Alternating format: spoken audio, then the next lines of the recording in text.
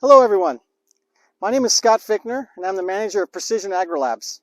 Today we're going to go over some of the basics on how to properly sample the soils, in this case in a young almond block, and what we look for as far as the location we want to sample, how we want to sample, and the proper timing of sample. And for example, right now this is the 1st of December, and this is a great time to pull a soil sample when we're trying to determine what to do the following year and develop the best recommendations. Today we're in a first leaf block of almonds, and as you can see, this specific block here is actually being irrigated with drip irrigation. We deal with all types of irrigation, micro sprinkler, drip, and in some cases even flood. So the type of irrigation is greatly going to influence how and where we pull our soil samples. So again, in this case, we are looking at a drip irrigated field. So the area of influence where the irrigation is going is also going to be where most of the fertigation is going to be going as well. So we want to make sure that we pull our samples from the area that's going to get the fertigation and make sure we go down to the depth of where the roots are going to primarily be for the crop. In this case, young almonds, probably a foot or so. Mature almonds, you're going to want to go down a little deeper, maybe 18 inches. And in other row crops, vegetables, you're going to be wanting to kind of stay in that 6 to 8 inch depth. When it comes to pulling a soil sample, there are many different options of tools that we recommend.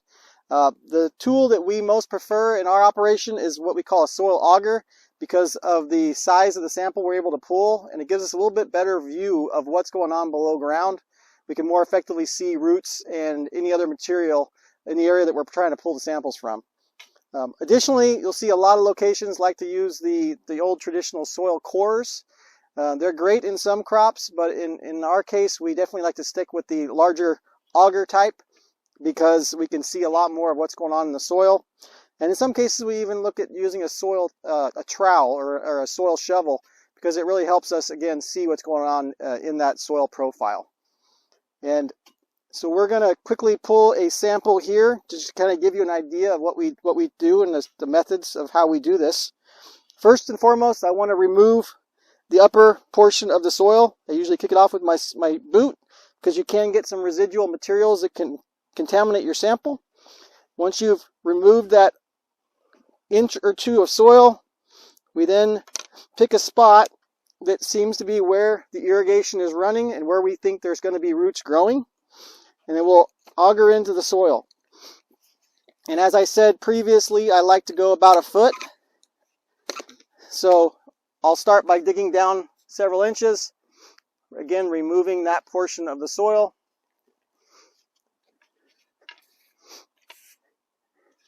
Going back into that original hole and digging down to the depth where I feel roots are most likely to be. And then this sample will be placed into a bucket. And then I'll move on to another location. Ideally, you want to cover 4, 6, even 8 locations, depending on the size of the field and potential variability. All those samples you would then mix into a bucket, mix it up thoroughly, and then pour this sample into a bag, and you'll have your finished sample. Now that you've properly pulled the sample, it is now important to get that sample properly bagged and delivered to the lab that you'll be working with. One of the biggest issues we come across with a lot of our growers and our customers is the sample containers that they send these samples in. There are 2 different types of bags you'll find at most of the labs: a traditional paper bag and then a plastic lined soil bag. It is very important that you fill the soil bags that have that plastic liner with soil, because the paper bags will actually dissolve with any moisture that might be present in that soil. Additionally, in order for us to run a complete soil test, we require a fairly large volume of soil. So you always want to make sure you provide us plenty of soil, a good 2/3 or so of a bag of this size. Some people like to send us a Ziploc bag. Make sure it's filled all the way to its limit on a smaller Ziploc bag. Just make sure you send plenty of sample for us to properly do the analysis, and not just a small handful like we often see with some of our customers.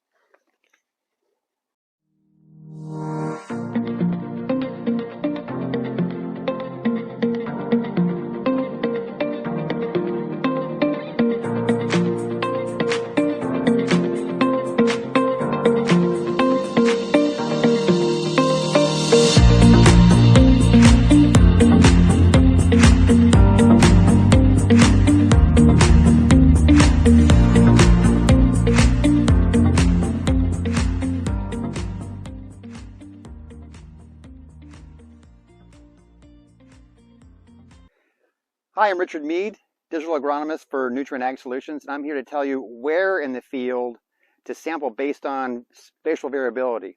There's various ways to determine spatial variability. There's Sergo maps, there's echelon imagery, there's just what you have in the field based on irrigation blocks, what have you. But that's for you to determine. But usually there's a uniform field and a highly variable field, or maybe something in between. So it's really for you to determine how you're going to sample that field. So for a uniform field, you usually want to have in quadrants, and actually you want to go in the field a lot further than this, maybe in these kind of quadrants, or you can do a serpentine path throughout the field. It's really your call how much time you have and how many samples you want to take. You might either want to composite all those like Scott showed you in the bucket, or maybe have those in different zones on north, south, east, west. It's really your call. On the highly variable field, you really want to take it and based on the topography or soil type differences. So this would be 3 different types of soil type. Maybe this is a sand streak, this is clay, this is a loam. So you more or less zone your sampling and do the same kind of idea. Serpentine through here, and through here, just to represent that field as much as possible. So after you've collected the soil in the bucket and composite and mixed the soils up, you put them in a soil bag from Precision Agri-Labs. The lab should have a QR label for NS Tracker, and this will help you geo-reference where those samples came from. Well, there'll be a separate video for NS Tracker, but just remember to use that app when you're sampling, because that's going to remember everything you're doing from the day you sample, the moment of time, the coordinates, the rooting depth, the trees, everything, the varieties, anything you want to plug in and track and monitor and document, that will be an NS Tracker. So be sure to use Precision Agri-Labs soil bags, QR labels, and NS Tracker.